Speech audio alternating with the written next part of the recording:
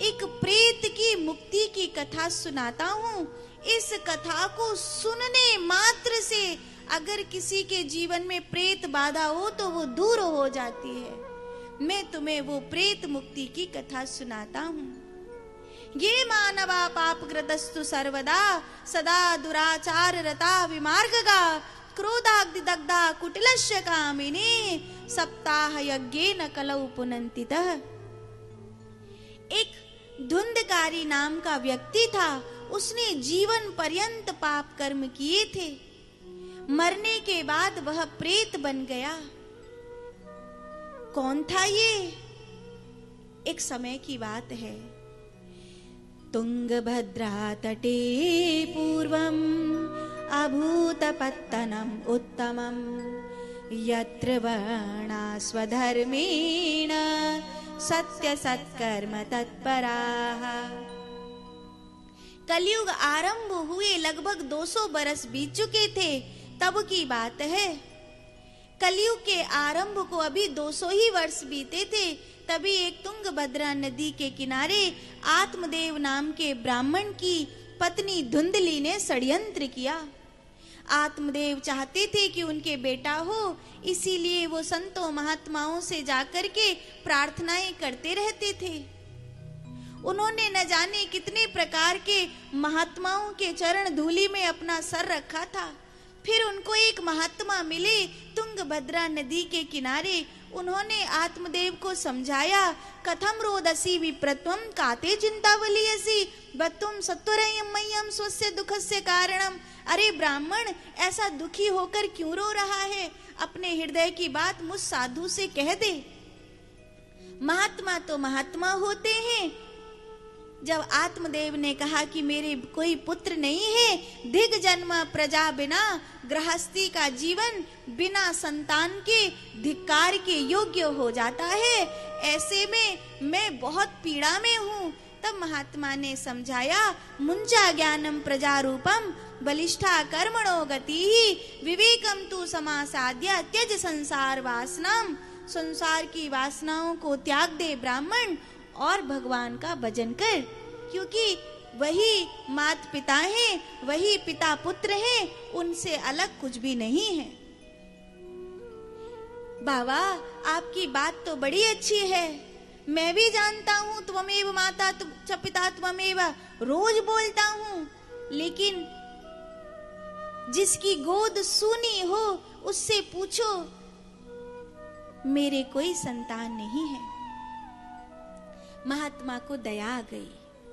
महात्मा ने अपनी झोली से एक फल निकालकर आत्मदेव ब्राह्मण को दिया। कहा, इसे अपनी पत्नी को खिला देना, उसके पुत्र हो जाएगा। संत की वाणी कभी झूठी नहीं होती। महात्मा अपने मुख से कुछ कह दे और वो झूठा हो जाए, ऐसा कभी नहीं होता। श्रद्धा तो होनी चाहिए, पर धुंधली में श्रद्धा नहीं थी।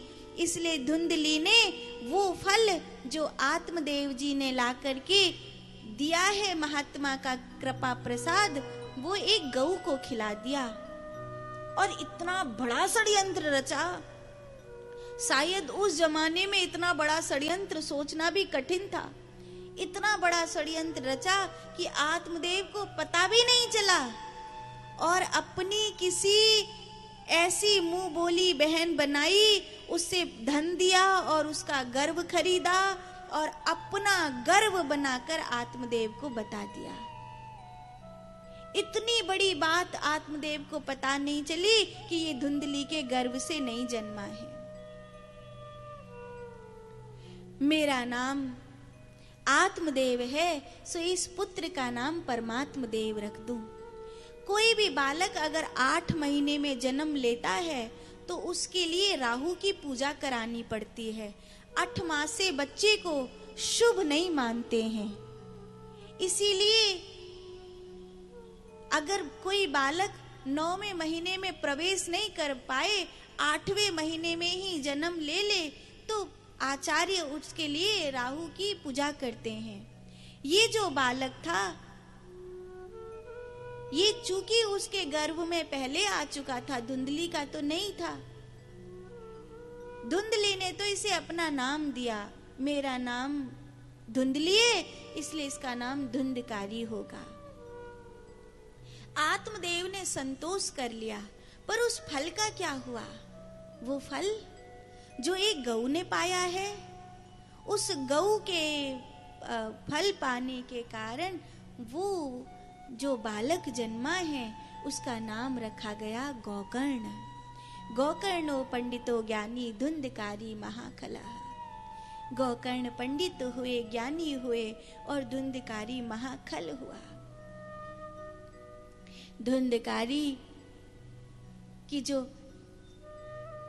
स्थिति है उसे देख करके आत्मदेव रोते हैं। तब गोकर्ण जी ने आकर आत्मदेव को वही ज्ञान दिया जो ज्ञान उस समय उस महात्मा ने दिया था। वो ज्ञान जो उस महात्मा ने उस दिन दिया था, वही ज्ञान आज गोकर्ण जी ने दिया। देहे स्तिमां सरुधरे अभिमतिं तजत्वयं जाया सुतादिषु सदा ममता विमुञ्च पश्याम निशाम जगदिदं क्षणभङ्गनिष्ठं वैराग्य राग रसिको भवभक्तिनिष्ठं। वो ज्ञान कि संसार ने तुम्हें नहीं पकड़ा है, तुमने संसार को पकड़ा है। छोड़ दो इस संसार को, ये संसार इसी समय तुम्हें छोड़ देगा। किसी वासना ने हमको नहीं पकड़ा है, हमने ही उन्हें पकड़ा है। छोड़ दो इन्हें। ऐसा कहकर गोकर्ण जी ने आत्मदेव को भक्ति का पथ दिखाया। आत्मदेव को वैराग्य हो गया। घर के बंधनों को त्याग कर आत्मदेव माँ गंगा के किनारे चले गए और धुंधकारी जब अपनी माँ धुंधली के गहने नोच नोच कर वैश्या को पहनाने लगा, तो धुंधली ने बड़ा पश्चाताप करके, बड़ा सोच करके कि हाय हाय, गोकर्ण जैसा मेरा बेटा होता और मैंने इस पापी को अपना बना लिया। उसने कुएं में कूदकर अपना प्राण छोड़ दिया। धुंधकारी वैश्या के साथ अकेला रह गया। वैश्या के लिए कहीं न कहीं से धन का जुगाड़ बनाकर लाता, जिसके लिए बड़ा पाप भी करता था। राजा के सैनिक उसको ढूंढ रहे थे। वैश्या ने उसी के घर के कुएं में उसको धकेल दिया। धुंधकारी मर गया। मरने के बाद महाप्रेत बना। गांव वालों ने उसकी मुक्ति के लिए जतन किया, बहुत पूजा पाठ करी, वह मुक्त नहीं हुआ। तब गोकर्ण जी आए। अहम भ्राता तु दुयोस्मिन् धुंधकारीति नामत स्वकयेनेव दोषेन ब्रह्मत्वं नाशितं मया। मैं अपने ब्राह्मणत्व को नष्ट करके, मैं अपने पिता के संस्कारों को नष्ट करके मैं इस कूप में पड़ा हूँ। भैया मुझे निकाल लो, भैया मुझे इस प्रेत योनि से मुक्त कर लो। तब गोकर्ण जी ने सूर्य नारायण से पूछा, अब कलयुग आ गया है, क्या ऐसा करूं जो मेरा भाई मुक्त हो जाए। तब भगवान सूर्य ने बताया, श्रीमद् भागवतान मुक्ति सप्ताहा वाचनम कुरु। गोकर्ण जी ने पूरे गांव को इकट्ठा किया और भागवत कथा का आयोजन किया। जो सुखदेव भगवान ने परीक्षित को कथा सुनाई थी, शुकताल की भूमि पर भादों के महीने में शुक्ल पक्ष की नौमी से लेकर पूर्णमासी तिथि तक, वही कथा गोकर्ण जी ने बड़ी निष्ठा पूर्वक पितृ कलश की स्थापना करके अपने गांव गोकर्ण तीर्थ में आयोजित करी और स्वयं वक्ता बनकर अपने भाई धुंधकारी की मुक्ति के लिए बड़ी श्रद्धा से इस भागवत कथा को गाने लग गए। एक हरे बांस में धुंधकारी को बिठा करके बड़े प्रेम पूर्वक गोकर्ण जी ने 7 दिन तक कथा सुनाई। ये तब की बात है जब सुखदेव भगवान की कथा को लगभग 200 वर्ष बीत चुके थे और आषाढ़ का महीना है। शुक्ल पक्ष की नौमी से लेकर पूर्णमासी तक गौकर्ण जी ने बड़ी श्रद्धा से अपने भाई धुंधकारी की मुक्ति के लिए इस ग्रंथ को गाया और परिणाम ये हुआ कि 7 दिन होते होते धुंधकारी अपनी प्रेत योनि से छूट गया। धुंधकारी को पवित्र ऊर्जा मिली, धुंधकारी मुक्त हो गया। प्रेत मुक्ति कराने वाली भागवत जी को बारंबार प्रणाम करिए। बोलिए भागवत भगवान की।